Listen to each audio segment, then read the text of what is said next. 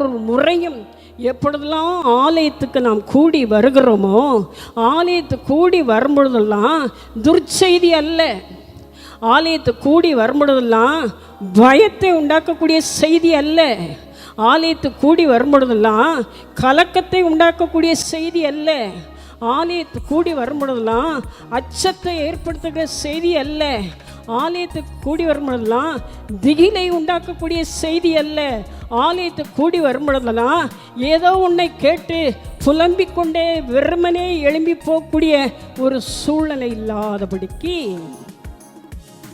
ஆலயத்துக்கு வரும்பொழுதுதான் நல்ல செய்தி. நல்ல செய்தி யார்? அந்த இயேசுவை குறித்த செய்தி தான் நல்ல செய்தி. பூமிக்கு சமாதானத்தை கொடுக்க வந்தேன் என்று சொன்னாரே, அந்த சமாதானத்தை கொடுக்கக்கூடிய அந்த ஆண்டவராக இயேசு கிறிஸ்துவை பற்றிய செய்தி தான் நல்ல செய்தி.